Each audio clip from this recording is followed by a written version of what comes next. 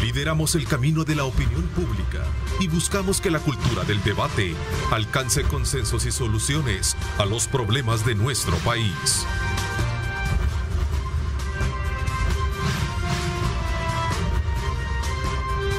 Diálogo con Ernesto López.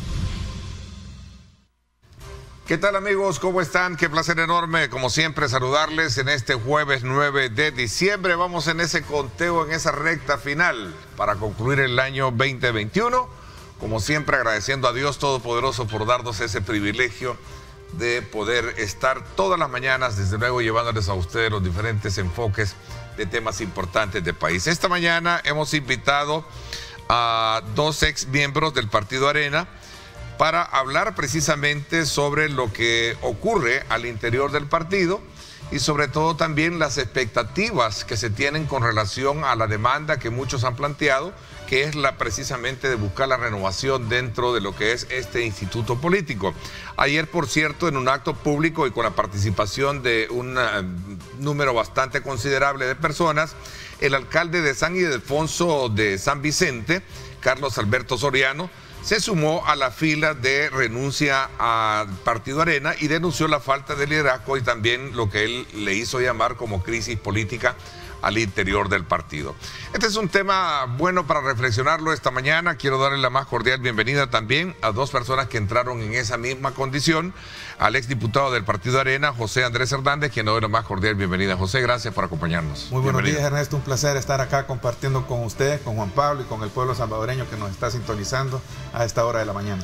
En igual condición también Juan Pablo Álvarez, exalcalde de Arena por el municipio de Soyapango y actualmente concejal independiente. Gracias por acompañarnos. Buenos días, Ernesto. Gracias por el espacio. Bueno, buenos días, José Andrés. Y un saludo a todo el pueblo salvadoreño, especialmente hacerle un llamado, que este clima está un poco complicado, hay que proteger a los ancianos, a los niños, el viento en veces también vuelve. Y bueno, listos aquí a platicar sobre temas de país. Por supuesto, y decía que ustedes habían estado en esa misma condición como la que conocimos el día de ayer y de otras voces que están por ahí también sonando en el silencio de los pasillos políticos que a lo mejor pues tengan y corran por la misma, digamos, situación de renunciar dentro de los partidos. Pero más allá, digamos, un poco de la experiencia de ustedes, sí, ¿qué impacto ha tenido desde la dimisión, desde la renuncia de otros que también han renunciado al partido político? ¿Y qué impacto esto ha tenido precisamente en las actuales estructuras para saber si existe o no realmente algún espacio que pueda llevar a reflexionar y a cambiar dentro del partido? A ver, comienzo contigo. Bueno, realmente es lamentable lo que está sucediendo dentro del instituto político en el que en algún momento nosotros fuimos parte. Creo que hay que decirlo tal y como es, el partido se encuentra secuestrado por una pequeña argolla que se ha enquistado ahí y no quiere soltar el control. Es triste me refiero precisamente a parte del COENA. No puedo referirme a todo el COENA porque creo que dentro del COENA hay gente muy valiosa que ha querido hacer bien las cosas, pero este pequeño grupo no lo deja, Ernesto. Al igual, pues eso baja a las estructuras, ¿verdad? En la parte de la departamental sucede exactamente lo mismo. Es una departamental que ya demostró que no funciona, precisamente porque ha estado distanciada de los verdaderos líderes que nosotros tenemos o que se tuvieron en algún momento dentro de los diferentes municipios del departamento de San Salvador, para ser específico, donde las estructuras han quedado abandonadas. Y si usted se da cuenta, pues hay mucho líder, ¿verdad? Muy comprometido, con un gran espíritu de servicio, de querer aportar mucho. Y es lamentable, o sea, solo llegan cuando tienen que llegar a imponer, ¿verdad? Yo creo que esa forma de hacer política ya quedó en el pasado, Ernesto, ya no funciona. La matonería, la imposición, la exclusión y querer dar línea, ¿verdad? Como se dice.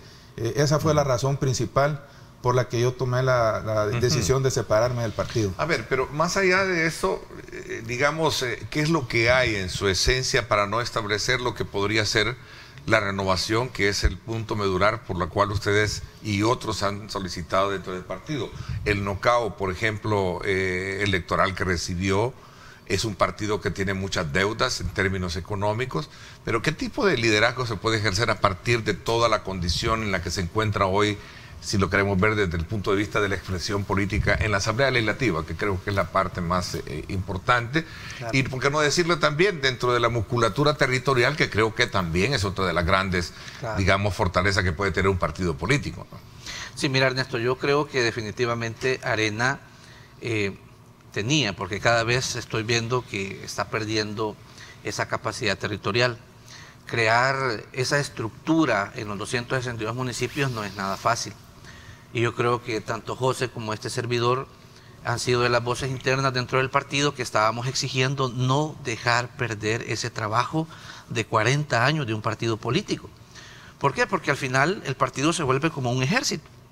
Y si de repente tú dejas a tus mandos medios abandonados, en el sentido de que cuál es la proposición que hay, cuál es el mensaje que hay después de una batalla y una derrota, un knockout, como tú lo has llamado, pero obviamente tenés estructura. A nuestros líderes los conocen en las comunidades, en las colonias, hemos ganado alcaldes, es cierto, tal vez ha habido un golpe, pero hemos quedado con 14 diputados. Entonces, es decir, las condiciones... ¿Cuántas alcaldías que quedaron también? 37. 37. Pero imagínate, o sea, obviamente de 140 venir a 37, pero hay 37 alcaldías. Ahora, ¿cuál es la situación? Ante una situación similar, en el pasado siempre en Arena los COENAS han renunciado. Es decir, bueno, miren, ya pasó el evento, señores, no nos fue muy bien, aquí están mis cargos, y obviamente empieza el reclutamiento o el llamamiento a los liderazgos, preferentemente más jóvenes, con el acompañamiento de los más mayores, y se empieza a recomponer todo el planteamiento y a preparar el vehículo, ¿verdad?, de cara a que sea verdaderamente una opción de cara a la población. Hoy por hoy eso no ha sucedido en Arena. Hemos venido tratando de indagar qué ha pasado, pero creo que al final, lamentablemente, como bien dijo mi amigo José Andrés, hay un pequeño grupo de personas, yo los identifico por sus cargos, desde el presidente del partido, el vicepresidente de ideología, el vicepresidente de organización y también hasta cierto punto el vicepresidente electoral, que obviamente de alguna manera tienen alguna incidencia que no es la correcta. Yo creo que en el pasado, cuando yo hice mi renuncia, yo dije, miren, y yo soy solo la punta del iceberg, es decir, yo recorrí los 14 departamentos del país, hablé con los directores departamentales sobre su opinión, y obviamente todos querían deponer sus cargos, pero inmediatamente, miren, esta persona es la correcta. Ahora, todo ¿Son palabras sabias desde el punto de vista de que ayer hubo uno más? Entiendo que hay otros que están en la misma condición. Y las dos diputadas que se fueron también, y en silencio, yo te voy a ser sincero, porque yo voy tratando de documentar todo el que se va yendo. En silencio hay muchos más. A mí no me extrañaría que la próxima semana, de repente, estructuras departamentales completas, por ejemplo, en el caso de San Miguel, se vayan. Ahora, ¿pero qué es lo que está sucediendo? Pues porque el mando dentro del partido no lee lo que está pasando. Por el amor de Dios, o sea, entiendan, deben de apartarse si quieren que el partido vuelva a resurgir de alguna manera. Ahora, me preocupa, ¿por qué? Porque yo creo que la decisión está tomada en varios departamentos. El mando lo que ha hecho es, bueno, tú departamental ya no estás conmigo, entonces te hago a un lado y pongo a alguien afín a mí. A ver, pero ¿qué es lo que hace en algún momento afincarse en sus posturas, en sus posiciones y no establecer verdaderamente cambios que a lo mejor le serían para beneficio del partido? A ver, quiero hacer una aclaración. No busco hacer del árbol leña del árbol caído, claro, ¿verdad? Porque en sus reiteradas ocasiones he invitado al actual presidente del COENA a que nos venga a compartir su análisis sobre precisamente las condiciones por las cuales se proyectan como instituto político, como bien decías tú, ¿verdad? Claro. Representa una expresión digna de territorio con sus alcaldías, con la representación de su alcaldía y también su fracción legislativa, que también es bastante, ¿verdad? Robusta. Entonces, sobre esa base es que quiero de alguna manera lograr entender y comprender realmente cuáles son esos factores que no permiten salir precisamente en avance de lo que se está conociendo hoy en día. Claro. Sí, lamentablemente, Ernesto, Juan Pablo, creo que hay mucha sed de poder interna de ciertas personas, ¿verdad?, que precisamente componen esta argolla, que hay que decirlo, tiene secuestrado al partido y se han olvidado de lo más importante, de lo más valioso que cualquier instituto político tiene, que son sus bases. Las bases es lo más valioso que puede tener el Partido Arena en este momento, gente que se ha entregado de corazón, con un gran espíritu de servicio. Y nosotros nos damos cuenta porque al igual que con Juan Pablo, nosotros estamos de manera permanente, a pesar que ya no somos funcionarios, Ernesto, escuchando, recorriendo y viendo de qué manera podemos integrar esfuerzos con ellos. Y hay un gran descontento, hay un gran descontento. El presidente creo que ha querido hacer bien las cosas, le doy el beneficio de la duda. Algunas personas dentro de la dirección del COENA de igual manera, pero está ese pequeño grupo que incide muchísimo en las departamentales a nivel nacional y que hay que decirlo, ellos realmente ya las bases no los quieren. No los quieren. ¿Ustedes deben ¿Y ustedes renunciaron a Arena por completo? Por completo. Sí, ¿No quieren regresar a Arena? No, en este momento yo no veo que esa posibilidad exista. Me duele decirlo, pero mientras ese grupo se mantenga ahí, yo creo que realmente ellos lo que quieren es que el partido desaparezca, porque Juan Pablo lo dejó bien claro, después de una contienda electoral, lo más valiente, lo más responsable de poner su cargo, ellos no lo han hecho, se mantienen ahí, hablaron de renovar, pero nosotros no hemos visto ninguna renovación. Lo que hubo fue un llamamiento, una invitación de ciertos líderes afiliados para reformar un artículo que le permitiera precisamente a cualquier funcionario actual poder mantenerse o poder optar a un cargo de dirección dentro del COENA. Y realmente pues creo que se han ido perdiendo, Ernesto, los verdaderos principios y los verdaderos valores. Y es triste porque dentro de Arena hay gente muy valiosa con un gran deseo de servirle a El Salvador, pero existe esta argollita que no quiere soltar el control del partido y que creo que ellos probablemente están soñando que van a presidir el COENA en algún momento, pero al final lo que va a terminar quedando del COENA quizás van a ser ellos mismos. ¿Cómo está el partido? La mayoría de gente buena se quiere salir del partido, ya no se siente identificada con esos principios y esos valores que realmente han identificado al Partido Arena durante toda su historia.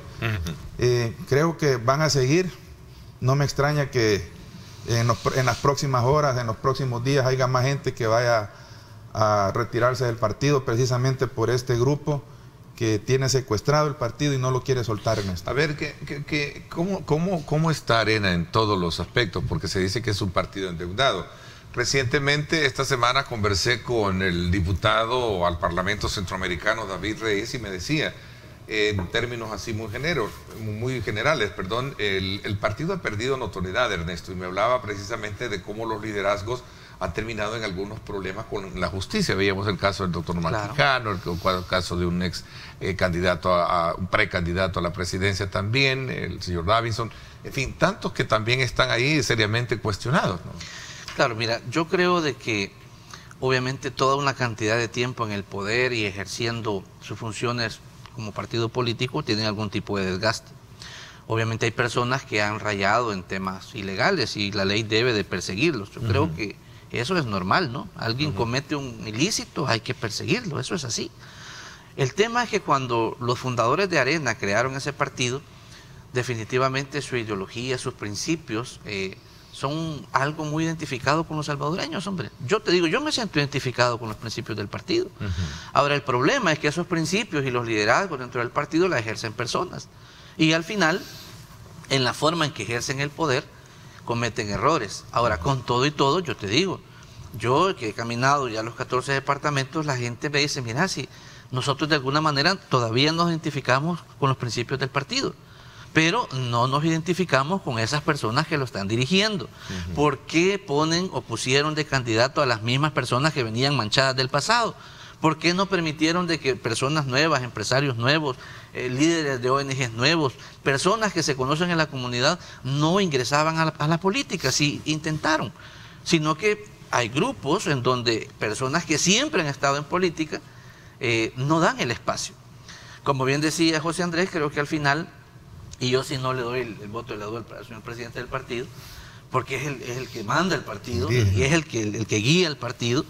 Definitivamente creo que la gente se hartó de esa oposición confrontativa, conflictiva y no propositiva. Entonces, si dentro del partido habemos muchos, habíamos, porque varios están saliendo, que queríamos darle una nueva visión al partido, No estoy diciendo de ir a aplaudir todo lo del gobierno, decirle sí a todas las situaciones, sino buscar entendimiento de cara a buscar el desarrollo del país. Pero si tú ves el plano general del país y ves de que todavía el problema del trabajo, estamos en una pandemia, el tema de seguridad, el tema de, o sea, los problemas ahí están. Entonces, al final, el tema definitivamente de un partido debe de ser buscar soluciones, hombre. ¿Ustedes quieren ver a un Arena consecuente con la nueva realidad política o sumisa precisamente al Ejecutivo? Fíjate de que yo creo que un partido... Porque hay quienes a lo mejor piensan que eso hay detrás de las intenciones de las renuncias de ustedes. Pero un partido sumiso no sirve de nada, Ernesto.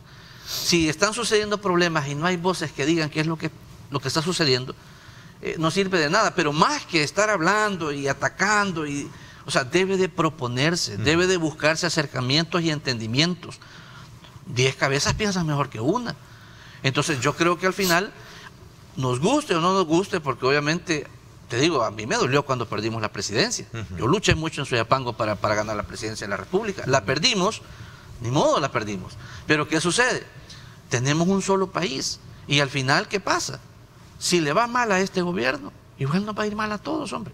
Entonces, no es un tema de que hay que estar ahí haciendo vasallaje, es un tema de estar viendo cómo se propone, y aunque si estás con el dedo en la llaga generando, digamos, planteamientos sobre problemas que hay, pero debes de buscar acercamientos para superarlos, hombre. Entonces, al final, yo creo que esa parte de quedarse solo confrontando no lleva a nada, y la gente se cansó de eso.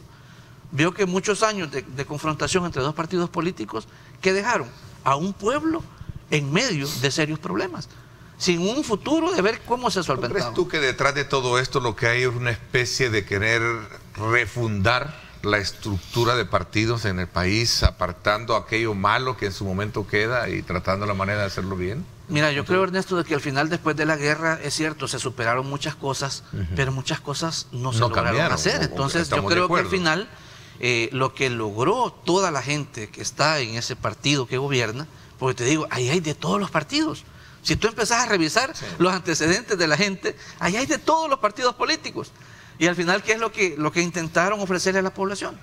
Definitivamente una opción diferente, que salía de ese plano de confrontación. Eso le decíamos nosotros al COENA, eso es lo que hay que venderle a la gente y trabajar para eso. En consonancia con lo que estamos hablando, José, ¿qué piensas tú? Definitivamente creo que se perdió la visión de ser una oposición constructiva y propositiva. ¿Qué tipo de oposición entonces a tu criterio debe de jugar Arena en este contexto?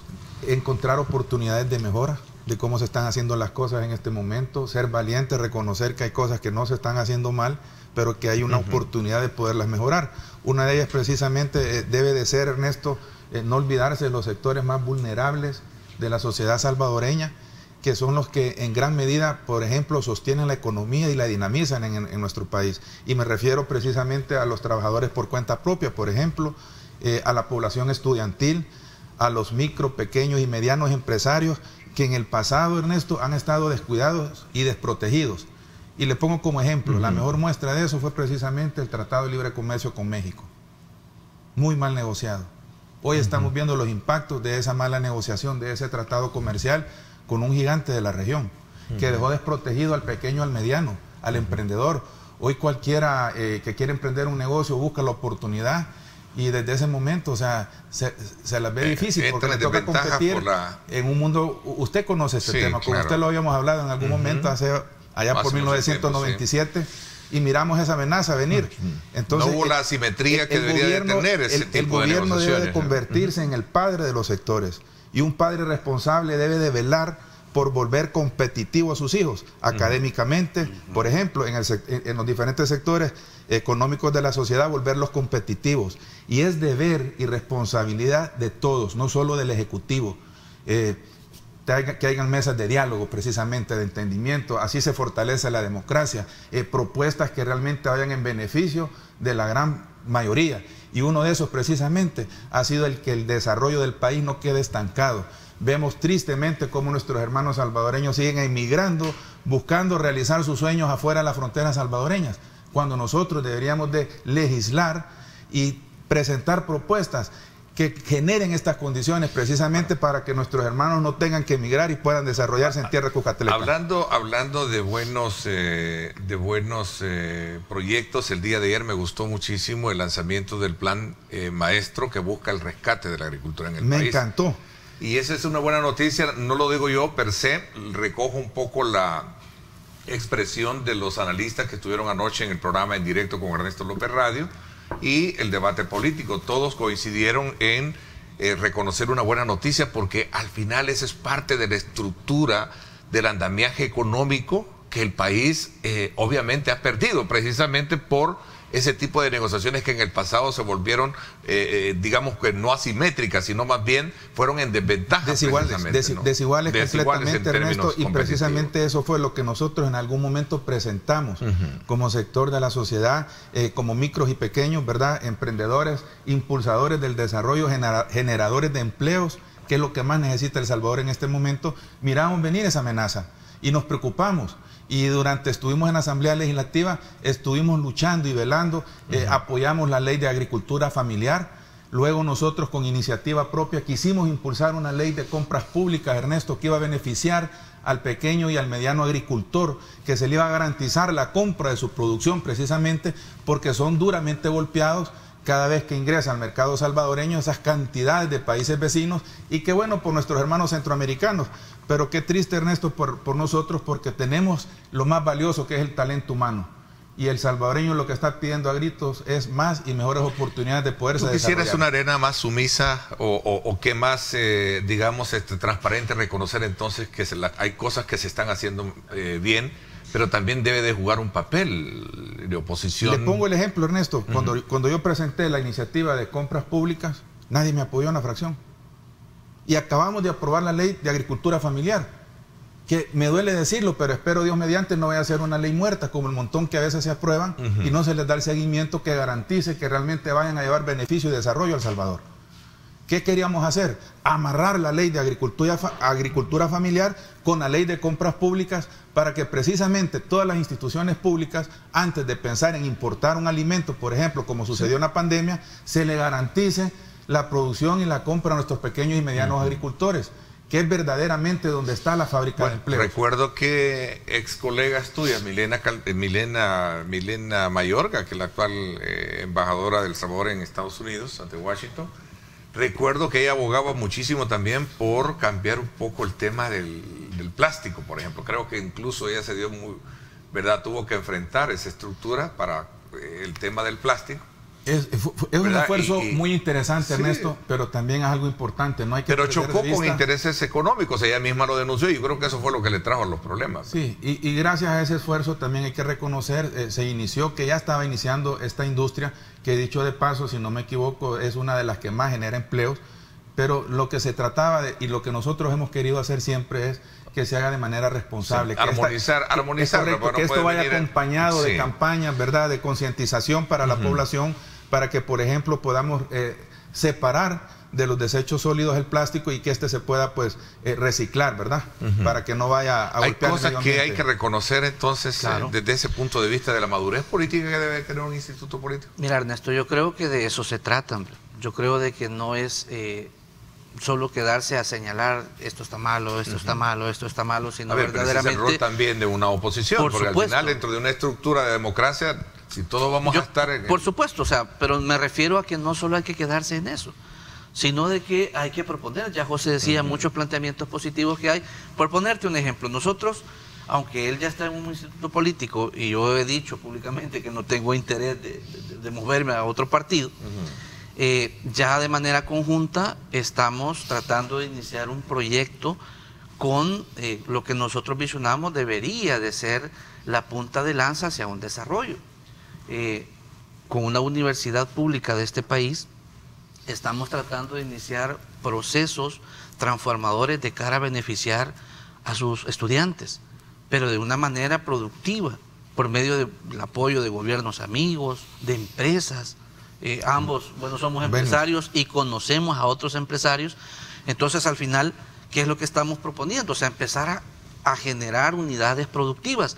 Y hemos tenido una recepción tan maravillosa de las autoridades de la universidad, y ya estamos hablando con otros gobiernos amigos a efecto de ver cómo, como tú bien decías, esa buena noticia del día de ayer puede tener otros apoyos. Ahora, ¿eso trae un rédito político para nosotros? Yo creo que no lo sé, porque casi en silencio andamos haciendo eso. Pero ¿qué estamos tratando de hacer? Mejorar a un sector de la economía que tiene que ver con el agro. Ahora, ¿quién ha estado haciendo eso? Nadie. Yo creo que solo han estado señalando, y está muy bien. Pero, muy bien, hay que señalar, pero hay que buscar soluciones. Propuestas de soluciones. Entonces, al final, yo te digo, más adelante nos vas a ver a nosotros y a otros empresarios más apoyando, en este caso particular, a estos centros de estudio. ¿Por qué? Porque requerimos que los salvadoreños tengan un giro.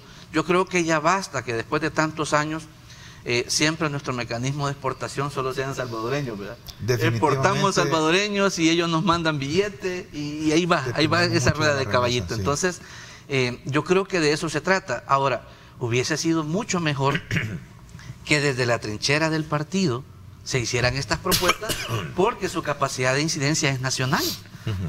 Pero ¿qué sucede? Cuando vas allá a hablar con las autoridades, pareciera que estamos completamente desconectados de la población, porque la población lo que quiere es trabajo, es ver cómo sus chicos van a seguir con su beca, es ver de qué manera puede clasificar a estos programas de ir a trabajar fuera del país, pero de una manera legalizada. Es, por ejemplo, superar los problemas de que sus hijos no pueden salir a jugar porque de repente se desaparecen. Entonces, ¿pero qué pasa? Está bien señalar, pero ¿cómo vamos a hablar con la población para tratar de manera conjunta, todos los sectores vivos de la sociedad, hacer un cambio? Nosotros lo estamos intentando y nos está yendo muy bien. Y eso que dice Juan Pablo es precisamente... Pero tú recurriste al Partido Demócrata Cristiano en condición de que, bueno, la ley no permite, digamos, el transfugismo, ¿no? Yo no soy funcionario actual en este momento, Ernesto, dejé de serlo. Sin embargo, eso no me detuvo. Me mantuve permanente en el territorio, escuchando a los diferentes sectores de la sociedad salvadoreña. Lo que estamos haciendo precisamente con Juan Pablo, hemos coincidido. Hay grandes tanques de pensamientos en el país y hay que escucharlos, porque es de la única manera que vamos a poder construir verdaderas propuestas que vayan en beneficio del desarrollo humano, económico y social de El Salvador.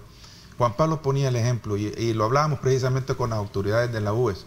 Es lamentable ver, y lo mencionaba el presidente el día de ayer, si no me equivoco, y por eso cuando usted mencionó del rescate al agro, esa ha sido una de las banderas nuestras. Hemos venido luchando. ¿Por qué? Porque venimos de ese sector y sabemos que no se la están pasando bien. Pero ¿qué ha pasado en el pasado, Ernesto? Vuelvo a poner de ejemplo el Tratado de Libre Comercio con México. ¿Por qué se blindaron ciertos sectores y a otros los dejó desprotegidos? Por beneficiar a uno, afectó al pequeño y al mediano, que es el que sostiene y dinamiza la economía de El Salvador. Y hoy estamos viendo el efecto que el presidente de la República mencionaba el día de ayer. El 90% de los alimentos que llegan a las mesas de las familias salvadoreñas son importados. Cuando tenemos lo más valioso, el recurso humano. Tenemos abandonado allá por Lempa el sistema de riego Lempa-Caguapa, que son aproximadamente... el desmontaje de la estructura agrícola. Es el mejor parque agrícola que tenemos en el país, Ernesto, y es lamentable. El peor y más grande error que pudo haberse cometido. El agua del río Lempa se pierde cuando va a desembocar al mar. Esa agua se estuviera utilizando en este momento para... Bueno, la vez pasada me decía uno de los ex dirigentes del partido, Ernesto, pero no solo te quedes que viene desde ahí el problema viene desde la reforma agraria que se estableció en los años 80, a partir de también de todo el esquema que planteó la democracia cristiana en aquel entonces, y ese ha sido lo que realmente tenemos hoy en día, ¿verdad? Pasándonos una factura. A lo mejor sea consecuente con ese mismo análisis de que estamos haciendo, pero... el ajuste estructural que se implementó a partir de 1989 fue el que vino también a cambiar las cosas y a tener el modelo que hoy en día muchos se quejan, pues.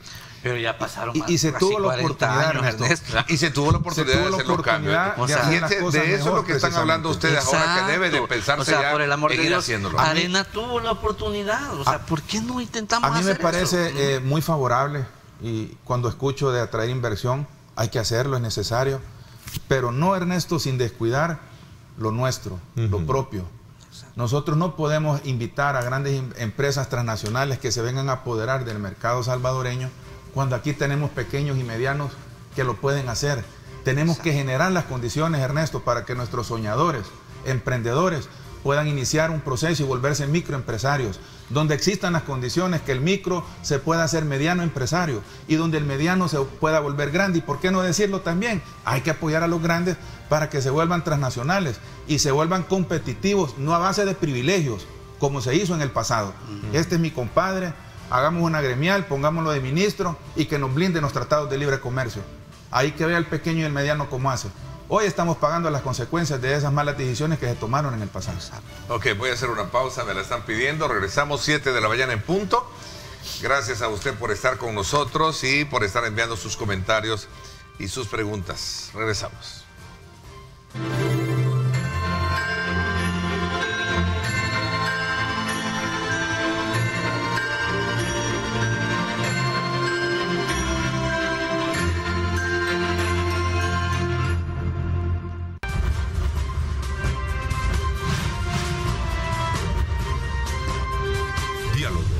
Ernesto López. Bueno, gracias nuevamente por estar con nosotros. Crece desde luego con nosotros, adquiere tu crédito micro y pequeña empresa en Coaspay RL, tu familia financiera. Llámenos al PBX 2205-4800 o visite cualquiera de nuestras 6 agencias. Recuerde, Coaspay RL, tu familia financiera. Continuamos conversando con José Andrés Hernández y Juan Pablo Álvarez, ex miembros del Partido Arena, y estamos haciendo una lectura sobre aquellos aspectos que a criterio de ellos los llevaron a tomar la decisión de separarse del partido y sobre todo analizando también en este mismo contexto las acciones que se están cometiendo desde el Ejecutivo y su impacto para ser tratada desde un punto de vista de que la oposición asimile lo positivo, lo negativo que puede haber dentro de ello. A ver, yo recuerdo que en el contexto también de la salida de ustedes, cuando se fueron a presentar junto con el alcalde, el exalcalde de San Marcos, decía en su momento el exalcalde del FMLN, Fidel Fuentes, la oposición no debe ser contraria, ciega o incondicional al gobierno. ¿Qué se quiso decir con eso en ese momento?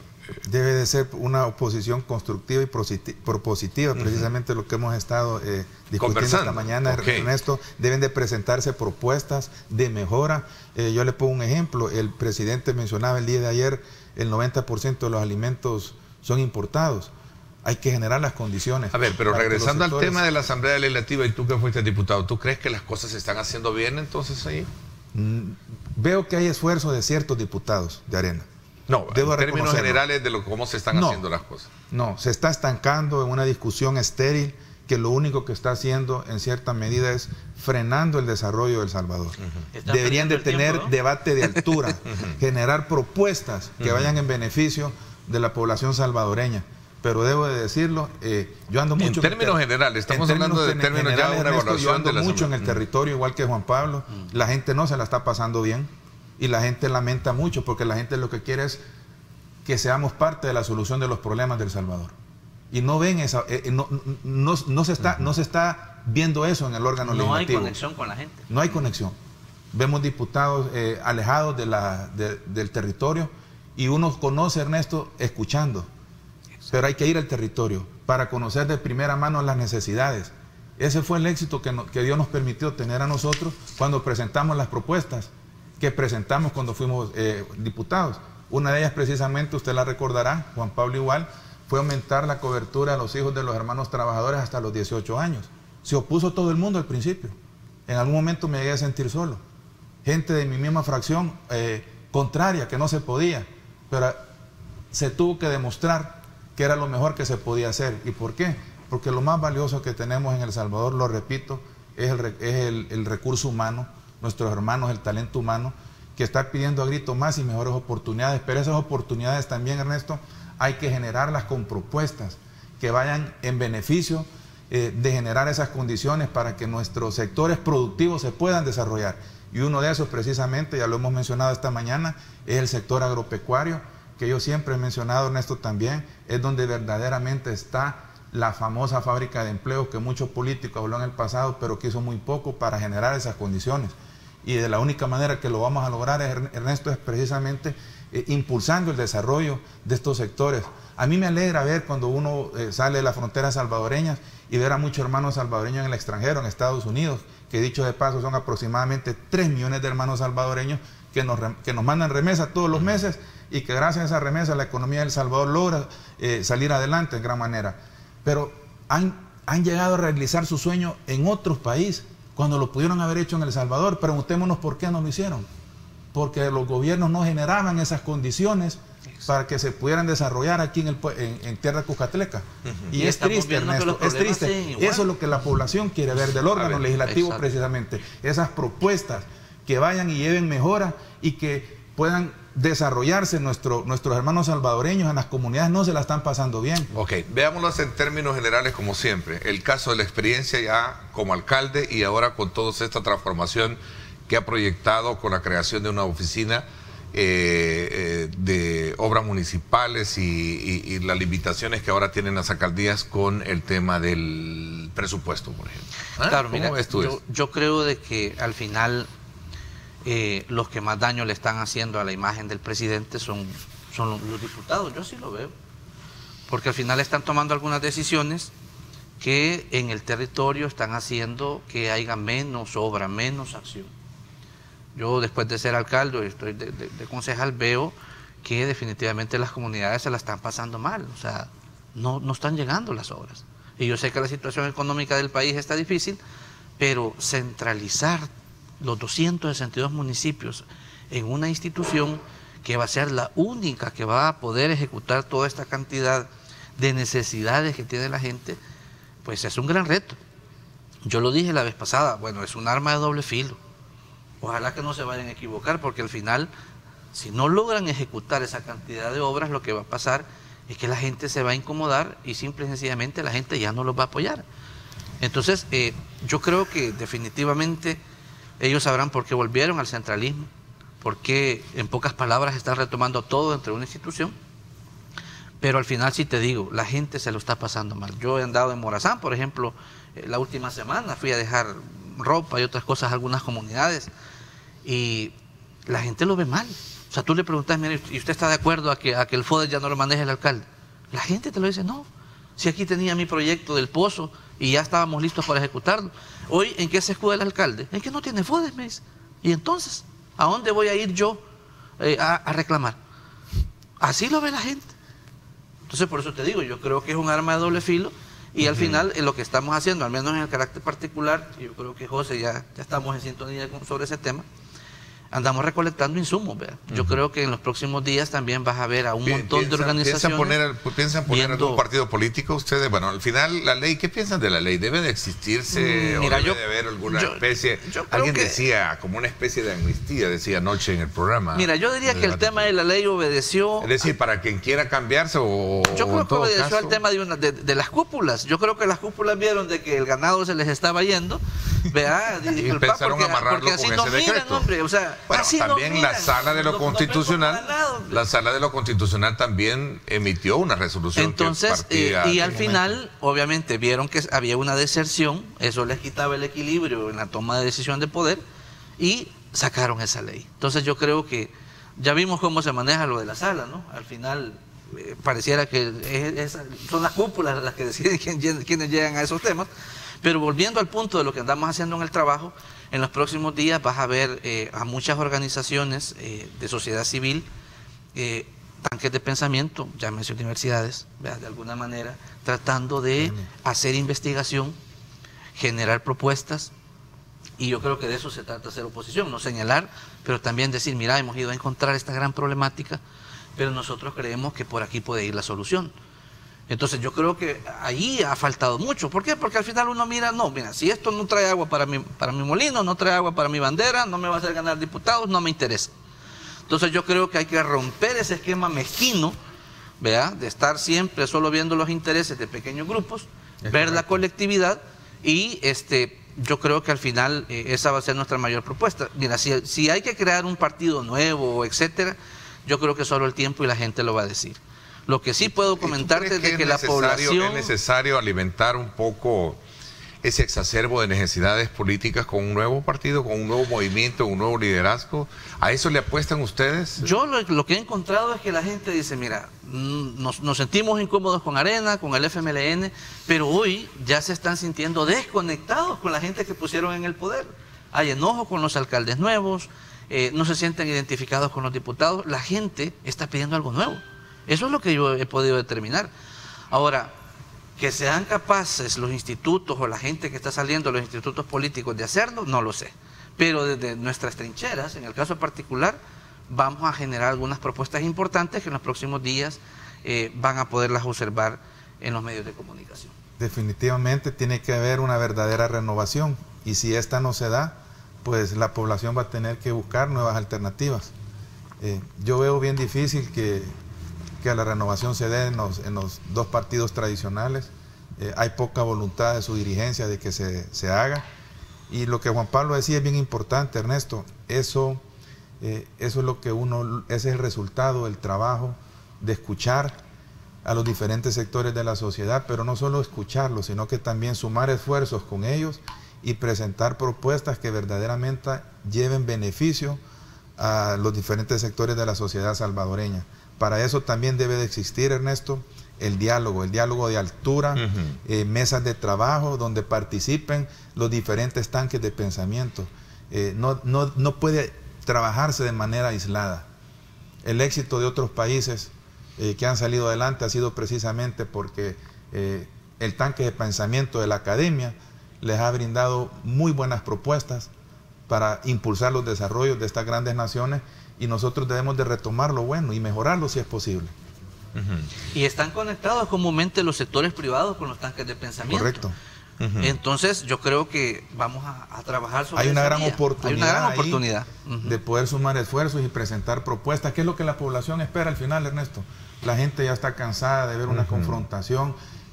Lamentablemente hoy, cuando se ven la mayoría de diputados, quieren llamar la atención con debate confrontativo, y creo que el país está para cosas mejores. José, El Salvador merece que lo saquemos adelante bajo esa línea. Pero quizás solo un detallito. ¿Sí? Yo creo de que ya se demostró que tener una mayoría no soluciona los problemas.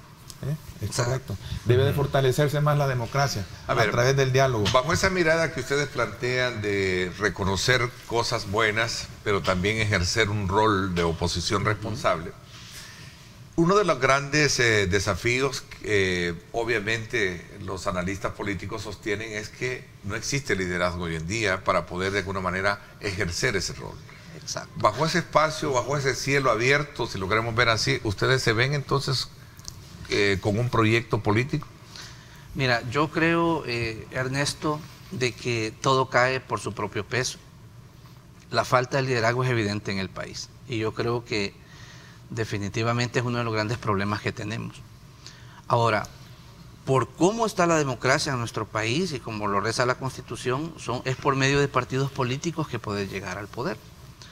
A menos que se cambie, hoy que están estas mayorías, ¿verdad? A ver qué sucede. Pero sí, definitivamente creo que la gente lo que quiere son soluciones.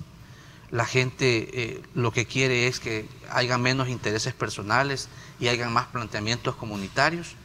Y al final yo creo de que si José en el PDC puede hacer algo en beneficio de la gente, o este servidor desde su empresa o como persona natural, o desde una gremial puede hacer algo diferente, pues lo vamos a hacer. Y yo creo que, al menos en el caso particular, en este momento estamos a la búsqueda de líderes, de personas que puedan de alguna manera generar esos cambios. Obviamente con el respaldo de la población. En cada colonia, en cada municipio estamos encontrando personas que tienen un alto valor. Ahora, ¿qué es lo importante? Lo importante es comprender de que con pleitos, con arrebatos, con ese tipo de política no vamos a llegar a nada. Debe de haber diálogo, debe de haber entendimiento y especialmente la búsqueda de soluciones de los problemas de la población.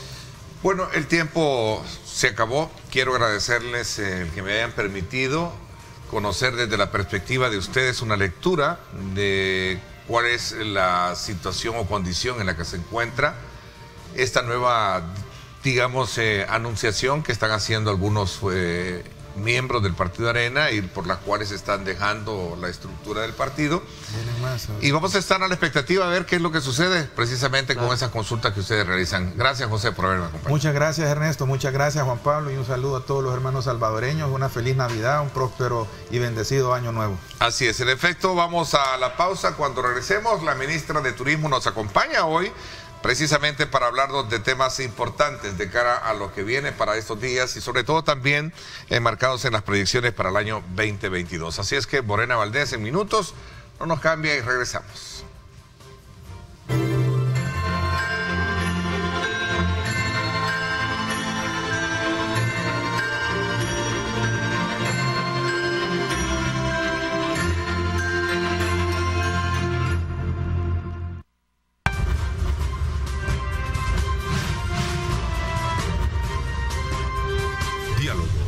Ernesto López. Bueno, gracias nuevamente por estar con nosotros a esta hora de la mañana. Vamos a dar un giro precisamente al tema que conversábamos anteriormente, un poco de política. Hoy vamos a hablar un poco de vacaciones, ¿verdad? Vamos a hablar de turismo. Sobre todo porque estamos al cierre del año 2021, las expectativas son muchas. Recuerden que el turismo es un actor importante dentro de la estructura económica de un país. Vamos a aprovechar a hablar con la ministra que nos acompaña esta mañana sobre eso y otras buenas noticias que nos trae especialmente a todos aquellos que somos añorantes de la naturaleza, que somos amantes también de aquellos centros nostálgicos de nuestra época, como es el caso de Los Chorros. Ministra, bienvenida, gracias por estar con nosotros. Buenos días, un gusto verte de nuevo, ahora sí en persona. Sí, ¿verdad? Sí, porque habíamos estado en la radio, pero no nos habíamos podido Le hice ver. trampa, dice. No, lo que hoy estamos en la modalidad también virtual, así que hoy no, aquí estamos. Pero bienvenida, gracias por estar con nosotros. Mil gracias por invitarnos y poder darle también a la población estas buenas noticias que vamos a anunciar.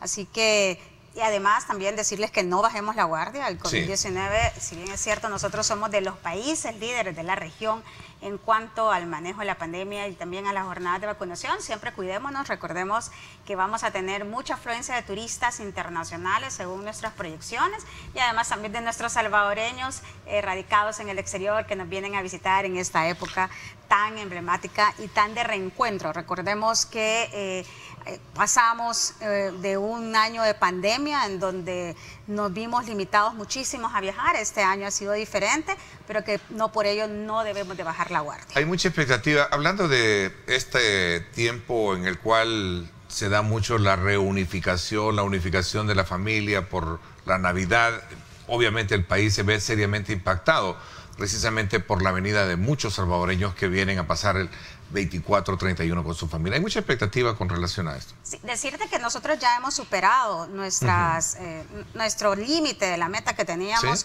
para estimado de ingresos de divisas. Y eso es gracias precisamente a nuestros queridos salvadoreños en el exterior, pero no solo de la primera generación, sino que de la segunda y tercera generación, aquellos hijos y nietos que nunca habían venido a El Salvador y que ahora se sienten orgullosos de dónde pertenecen y nos están visitando con su grupo de amigos, con su grupo de familia ampliada, así que definitivamente tenemos mucha expectativa. Según nuestros cálculos vamos a estar creciendo alrededor de un 20% en llegadas de visitantes en estos últimos días de diciembre versus el año 2019, ni siquiera nos estamos comparando ya en el año 2020 que ya teníamos una apertura del aeropuerto, te recuerdas, ya para diciembre del año pasado, sino que estamos superando incluso los ingresos que tuvimos en diciembre 2019.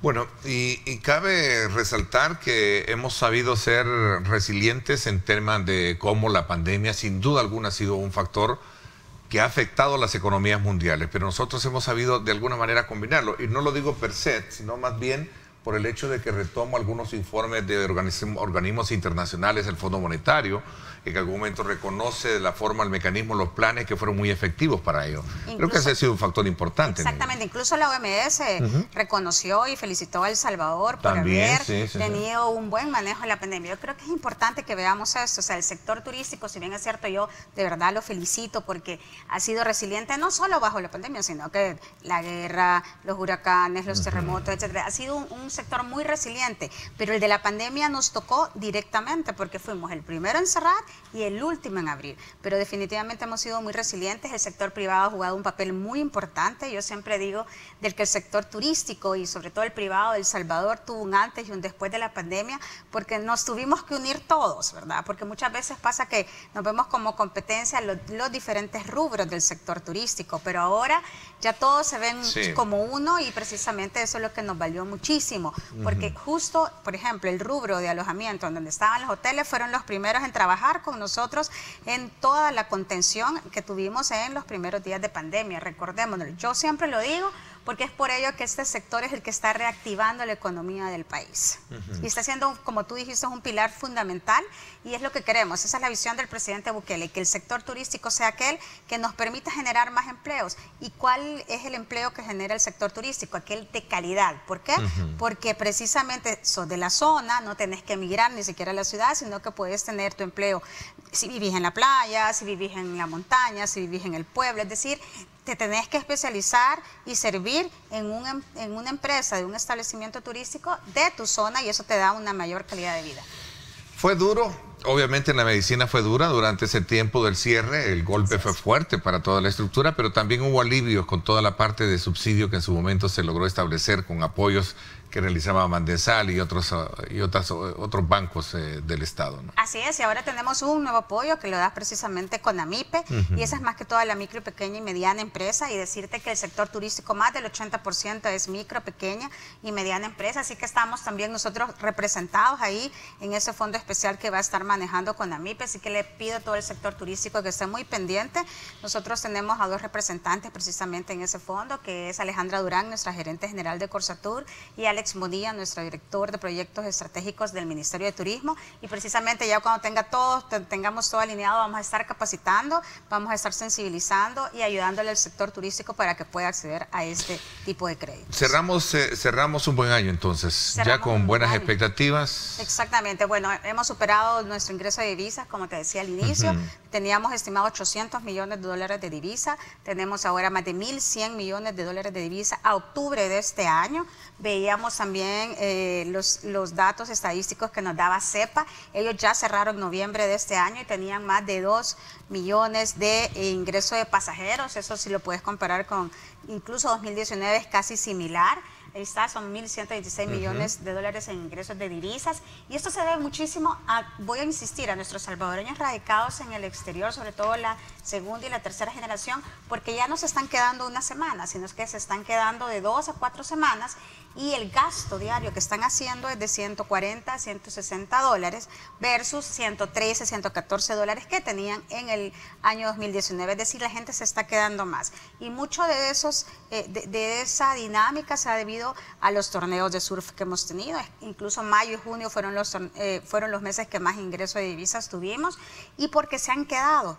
Justamente acabamos de tener un torneo latinoamericano, un torneo que no teníamos planificado, pero que nos lo piden los atletas que se habían quedado desde el Mundial latinoamericanos y los organizadores. Nos dicen, nosotros nos hemos quedado entrenando la ola, por favor háganlo, porque nosotros todos queremos reunirnos en El Salvador, porque sabemos que ahí tenemos garantizado las olas. Por eso es que Surf City ha sido tan exitoso para posicionarnos, porque la ola es algo natural que tenemos. Ahora nos toca trabajar infraestructura, ahora nos toca trabajar capacitación en recursos humanos, nos toca trabajar con las comunidades que están alrededor de esos destinos turísticos. Así que definitivamente las olas del Salvador nos han dado el mejor posicionamiento. También se debe a la buena imagen que El Salvador también ha tenido a partir de la gestión del presidente Bukele en el tema de seguridad, con el plan control territorial. Antes no venían estos surfistas con sus familias, nos lo decían, porque tenían miedo de exponer a sus familias y amigos. Ahora vienen no solo con sus entrenadores, no solo con su cuerpo técnico completo, porque muchas veces no venían completo por miedo, sino que están viniendo con sus familias y amigos, y tenemos muchos, por ejemplo, de los que tuvimos en el ALAS, precisamente del 2 al 5 de diciembre, que se han quedado hasta incluso Navidad, Año Nuevo, se van a quedar enero 2022 para pasar, por ejemplo, aquella época en donde ellos no tienen olas, en donde pasan frío, etcétera, de sus países, y se quedan aquí en El Salvador. Por eso es que tenemos full ocupación en la zona. Esa tropicalización, ese buen clima que tenemos nos favorece, ¿no? Específicamente. Y que todos lo tenemos a la mano. Ahora con la calle esta que está conectada precisamente del bypass, En el sector de la libertad, para ubicarnos un poco, creo que ha sido también un paso importante para poder liberar y dinamizar esa parte económica. Yo le decía la vez anterior que tuve la oportunidad de conocerla, es una cosa impresionante, muy bonita, y veo cómo se genera esa dinámica económica de todos los empresarios de la zona, incluso con los empleados, ¿verdad? Manifestando de que se sienten bastante motivados precisamente cómo ha venido a impactar ese tipo de infraestructura, que es el punto elemental que usted decía. Bueno, ok, colocamos al país sobre la base de ser eventos importantes como estos de surf, pero ahora vamos con el tema de infraestructura. Vamos a hablar de mano de obra, por ejemplo. Voy a hacer una pausa porque me la están pidiendo y hablamos de esto cuando regresemos. Excelente. Y buenas noticias, entiendo que se abre ya, se apertura el Centro Turístico Los Chorros. Así es. Buenas noticias esta mañana. Así es que ya vamos a hablar de eso cuando regresemos. 7:30 minutos. Gracias por estar con nosotros. Excelente.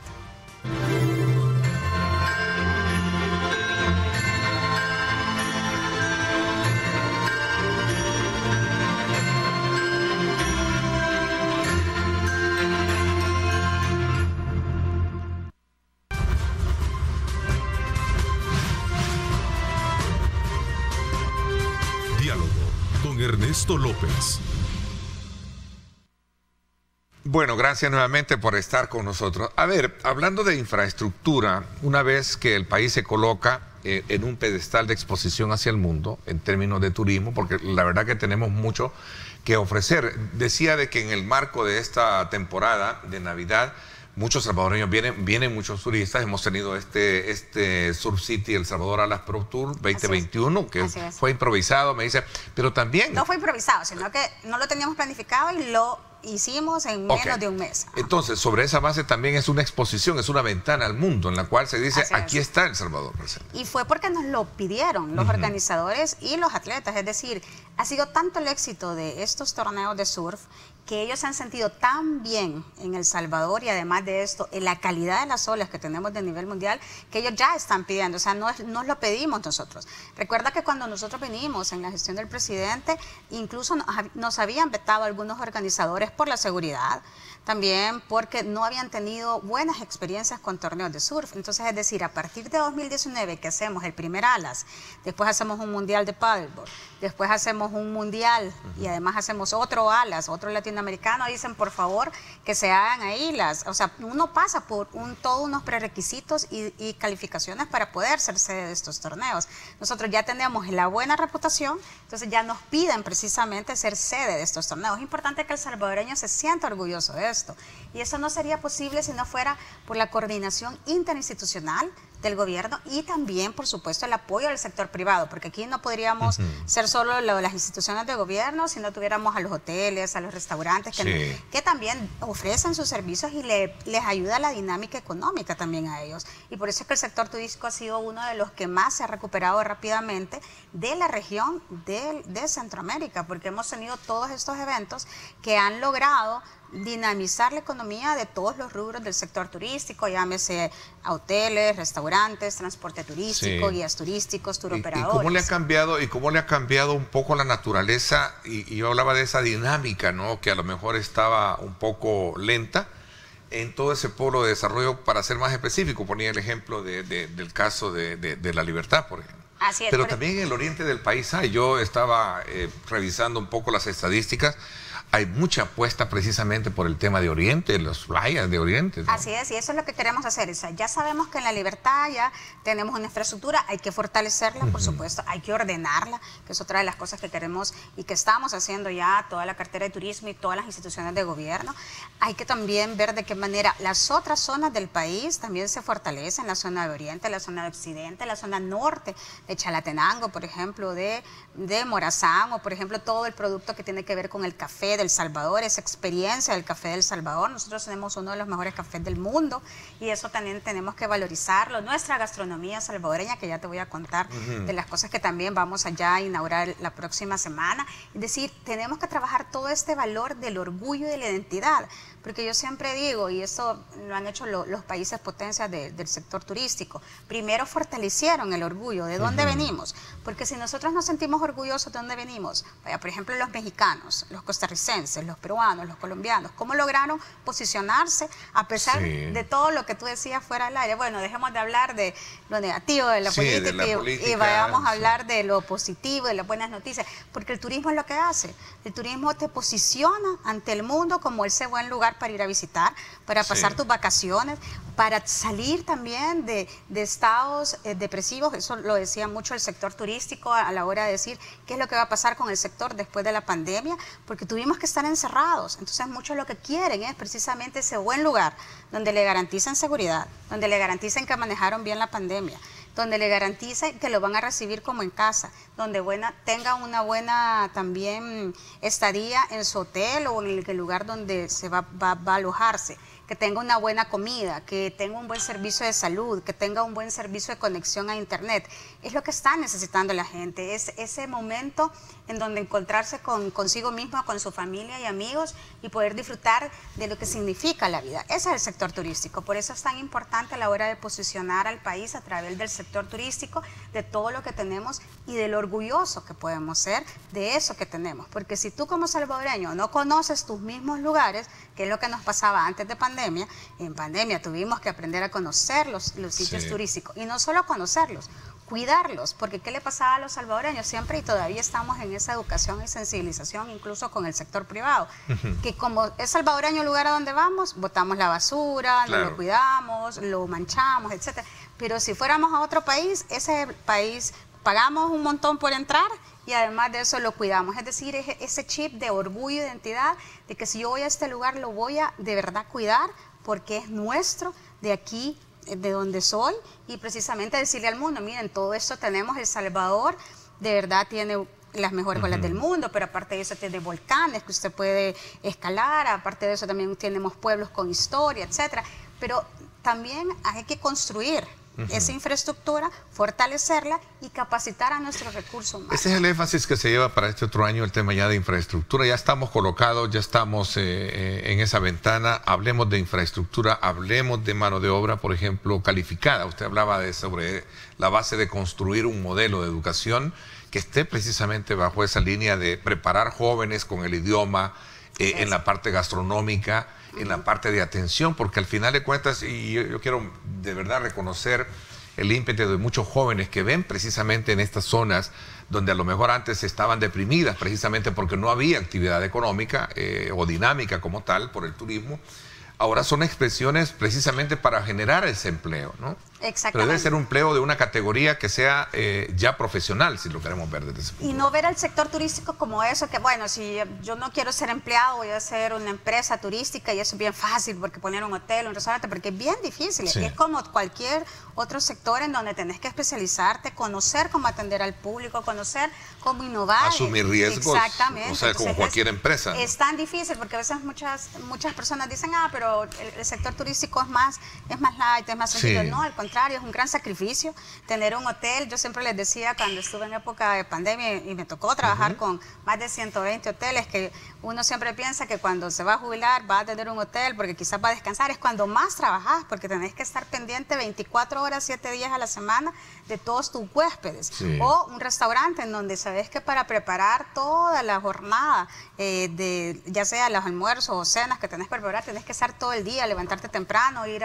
a comprarle producto fresco, en fin, o sea, y todo lo que hay atrás. Hay una cuota que pagar, ¿no? Entonces, y especializarte. Entonces, eso es bien importante. Entonces, y el salvadoreño tiene que valorar también todo eso que está haciendo el sector turístico, todos los empresarios, para ver cómo se especializan, se certifican, porque este es todo un círculo virtuoso, ¿verdad? Si queremos ser potencia del sector turístico, tenemos que especializarnos, como tú bien decís, profesionalizarnos, pero también el turista nacional tiene que valorar, nosotros vamos a apostarle a esto y por supuesto voy a cuidar a donde voy a ver de qué manera doy una oportunidad, una sugerencia, oportunidad de mejora, no que siempre es como, es que yo fui a tal restaurante, a tal país y es totalmente mejor y la calidad es mejor y el precio que pago es mejor me voy. Entonces no, mejor hagamos una sugerencia, una oportunidad de mejora. Ese restaurante donde fui no me pareció esto y esto, para que así también el empresario vaya también cambiando esa dinámica y ese chip y diga, ok, nosotros tenemos que mejorar para dar un mejor servicio y para de verdad convertirnos en ese país de primer mundo. Ahora, esto pasa, digamos, este es un paso fundamental, pero que no se da de la noche a la mañana. Así es. O sea, tiene que trabajarse bajo un modelo, digamos, coordinado con otras instancias, puede ser Ministerio de Educación, obviamente en el tema de la formación.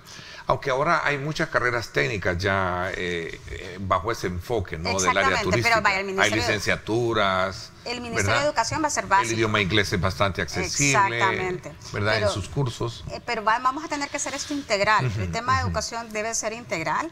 Por eso estamos trabajando en la mano con varias instituciones del sector gubernamental y también cada quien desde su área, ¿verdad? Porque yo les digo que el turismo es la consecuencia de todo lo anterior, porque si no puedes tener turismo sin seguridad, sin educación, sin cultura, sin el cuidado del medio ambiente, sin agua.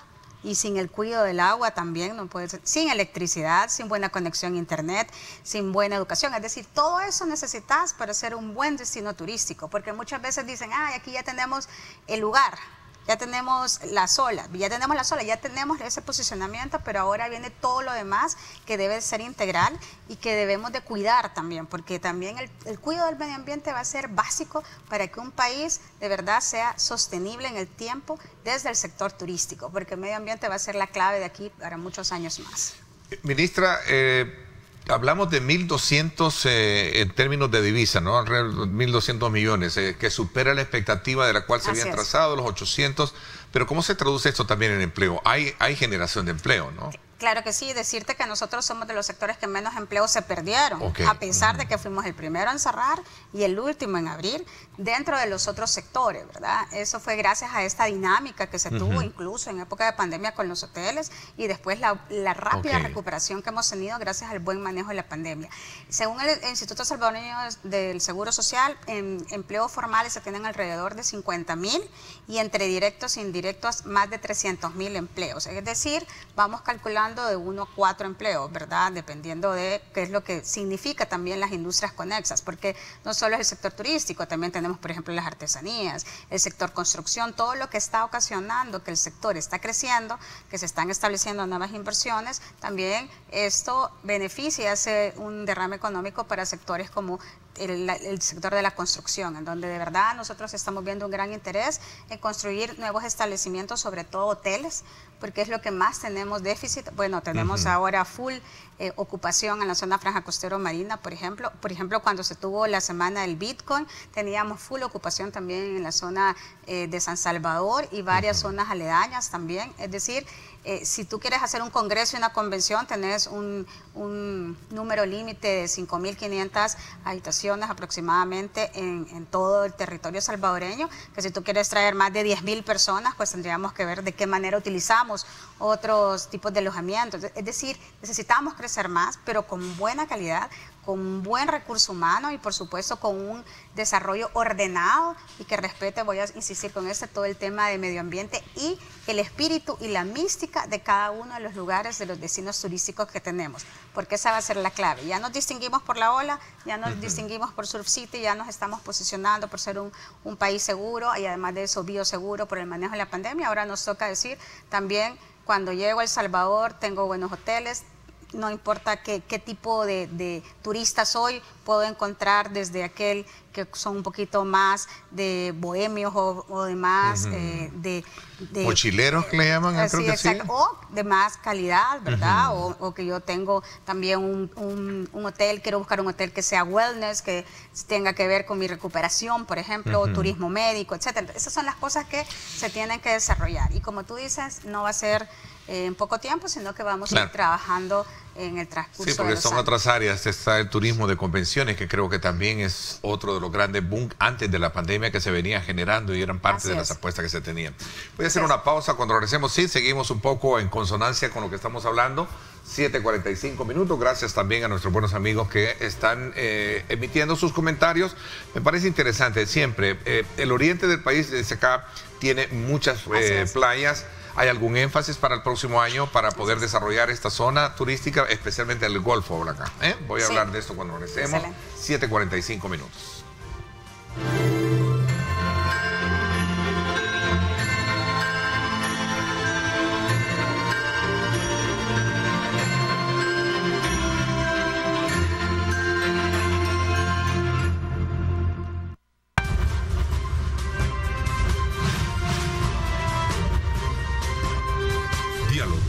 Ernesto López. Veamos entonces en estos minutos qué tenemos para Oriente. Se proyecta Oriente, preguntaba alguien acá, decía, mira, nosotros, Ernesto, en Oriente tenemos lindas playas. Así es. Y eso nos permite también ser un polo de atractivo. Lo importante sería el énfasis que la autoridad pueda darle y que se tiene para el próximo año. Bueno, decirte que ahí la gran ventaja que tenemos en Oriente, como bien dice el amigo que nos está viendo y nos está escuchando, que hay un gran potencial y a diferencia de la Libertad, que ya orgánicamente se había desarrollado y lo que se está haciendo tratando de fortalecer, ordenar, etcétera, ahí podemos empezar de cero, ¿verdad? Hay ya inversión de infraestructura privada en la zona oriental, pero nunca se había vuelto a ver precisamente esa zona que es tan paradisíaca, porque ahí tienes diferentes tipos de playa, incluso para surfear, pero también más familiar. Tú conoces bien Oriente y sabes que la calidad de playas que tenemos ahí. Entonces ahí lo que estamos tratando de hacer es primero lo básico, ¿verdad? Plantas de tratamiento de aguas residuales, que eso es básico para el buen, de verdad, desarrollo turístico de cualquier zona franja costero marina, y no solo en la zona franja costero marina, sino que también en aquellos destinos como por ejemplo Berlín, Alegría, en la zona norte de Morazán. También tenemos sitios arqueológicos que todavía no se han de verdad potenciado como se deberían en esa zona. Hay mucha historia también en la zona oriental. Entonces vamos a ir en orden y por supuesto dándole todos los apoyos no solo a las municipalidades, sino que a las comunidades. Yo siempre les pido que cualquier cosa ahí en las redes sociales me escriban, si tienen un destino turístico en donde necesiten, por ejemplo, un desarrollo integral. Estamos trabajando mucho también el trabajo de las comunidades y de los empresarios a través de los comités de desarrollos turísticos, porque así también planificamos bien, pero no con un largo tiempo, sino que planificamos rápido. Ya saben las comunidades y los empresarios de la zona qué requieren, y entonces vamos haciendo esos planes de desarrollo así, muy rápidos, y vamos ejecutando a la vez. Es decir, ya estamos trabajando con ellos. Ok, vamos a ver, a la noticia que nos trae en primicia ahora. La apertura, el inicio, se abre Los Chorros a partir del día domingo. Así es, a partir de ese domingo toda la población salvadoreña va a poder ya también disfrutar de este parque recreativo Los Chorros, este parque acuático de piscinas naturales que tan emblemático y tan nostálgico para muchos salvadoreños y por supuesto para nuestros salvadoreños en el exterior que vienen a pasar las vacaciones. Estoy segura que va a ser vamos a ampliar estas imágenes para mientras nos van a comentar. Esto ya es, o esto es todavía de lo que había anteriormente, esto fue o esto es nuevo. Esto es ya lo que había anteriormente, pero por supuesto todo eso se ha recuperado. Quiero darle las gracias a todo el equipo del Ministerio de Obras Públicas. Estas son las aéreas de cómo había quedado. Y también eso fue parte de la destrucción que hizo la lluvia, ¿verdad? Cristóbal y Amanda. Y quiero decir que esta revitalización no hubiese sido posible sin el apoyo del Ministro de Obras Públicas y todo su equipo, también de Fovial, ahí los están viendo, y además también del Plan Cero Ocio a través de la Dirección de Centros Penales. Esto ha sido en tiempo récord, incluso en pandemia. Recordarle a la población salvadoreña que ya este parque natural, este parque acuático había sufrido también daños en la época del terremoto, ¿te recuerdas? Se tardaron 7 años en recuperarlo, nosotros lo hemos hecho en menos de 18 meses. Esto es lo que ya se está llenando, estas sillas son nuevas. Estas sillas son nuevas, ya las piscinas están haciendo su llenado natural. Es agua natural. Recordemos que esta es agua completamente natural, pero sí, eso no hubiese sido posible, como digo, si no todo esa ese apoyo que tuvimos de parte del ministro de Obras Públicas, su equipo, Fovial, también el director Alex Beltrán, muchas gracias, y por supuesto a Osiris, el director de centros penales y su plan Cero Ocio a través de los reos en confianza. Así que han sido de todos los días. Quiero de verdad agradecérselos. Ok, y los nacimientos de agua se lograron, porque entiendo que esos habían quedado cubiertos de lodo y se lograron rescatar. Todo, por eso te digo, esto ha sido gracias a estos esfuerzo equipos conjunto. Y un esfuerzo conjunto, eso no lo hubiéramos podido lograr sin ellos. Como te digo, la última vez que este parque se destruyó, se tardaron 6 años en recuperarlo y a través de empresa privada tuvieron que hacer licitación. Aquí nosotros solo le dijimos al ministro, hagamos un plan, hicieron un plan y pusieron a disposición maquinaria y sobre todo personal para poder hacerlo poco a poco. Y por supuesto, felicito a la presidenta del ISTU, Enia Iñada, que también con su liderazgo y todo su equipo estuvieron trabajando en conjunto con estas otras instituciones. Ok, entonces para todos los que nos están sintonizando ya a partir de este domingo, ¿qué hora es la inauguración? ¿Va a haber un acto de inauguración? No, vamos a abrirlo. Abrirlo ya sí, normalmente. Exactamente, nosotros preferimos hacerlo como esta gestión se caracteriza, o sea, hacerlo de una sola vez para la población salvadoreña. Este parque sabemos que es muy querido por toda la población salvadoreña. Se calcula que este parque siempre nos estaba generando ingresos de hasta más de 500,000 visitantes anuales. Pues sabemos que así va a ser nuevamente, porque casi todos los parques que están administrados por el ISTU están logrando ya precisamente los ingresos que teníamos en el año 2019. Así que esperamos también que todas las familias salvadoreñas, decirte que también desde el ISTU se han hecho mejoras al parque, aprovecharon para hacer mejoras al parque, ¿verdad? Hay piscinas también para los niños y niñas y que se van a estar trabajando incluso y mejorándose el tema de servicios también públicos, sanitarios. Así que definitivamente la idea es darle a la población salvadoreña un buen parque para que puedan disfrutar de estos días que estamos seguros que van a compartir en familia. ¿Quién no ha visitado Los Chorros? ¿Quién no tiene grandes recuerdos de este lugar? Definitivamente, que todos lo tenemos.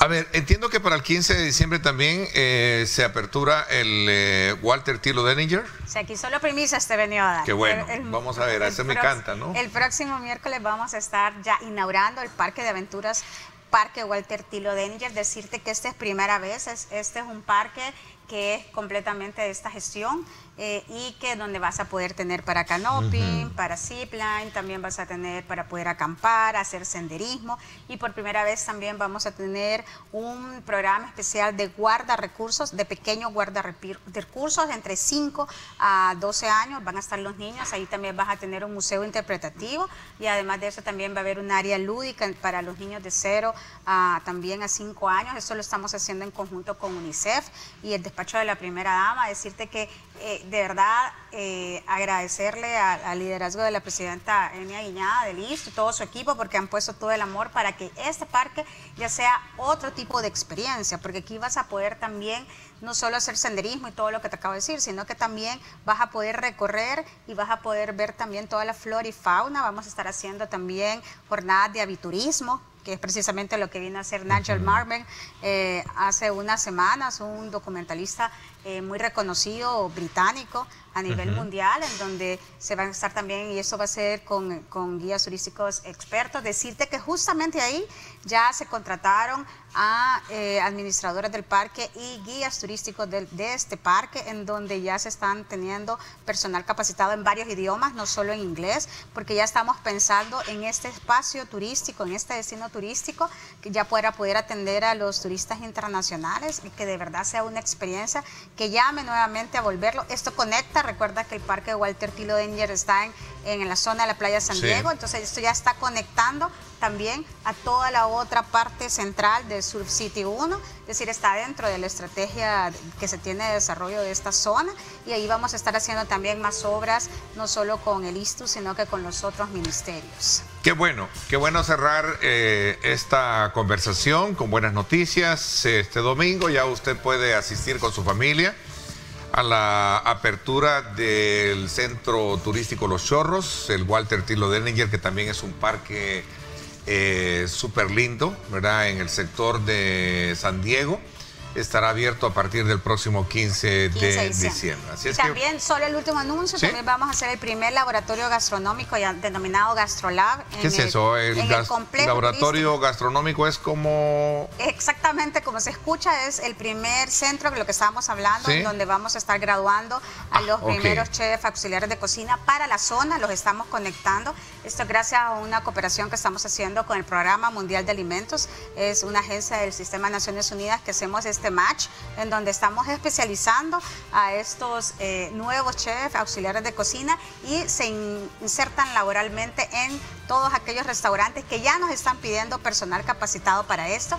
Y lo que estamos haciendo también es revalorizando la gastronomía salvadoreña, porque para que salgamos de los mismos platos de siempre, sino que hacer fusión de gastronomía y con insumos salvadoreños. Así es, de gente muy emprendedora, todos los que trabajan en el área culinaria y turística. Un saludo muy especial a todos los empleados del restaurante de la Curva de Bonjeres, a Douglas Jeremías también, muchas gracias.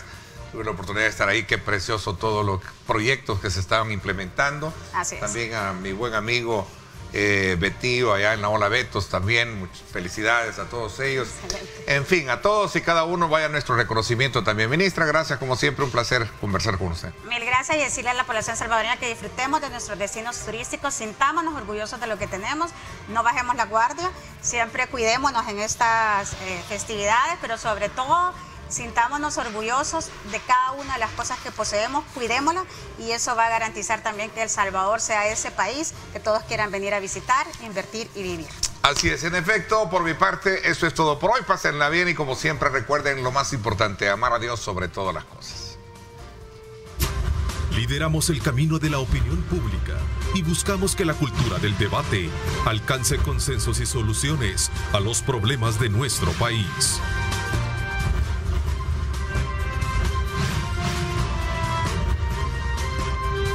Diálogo con Ernesto López.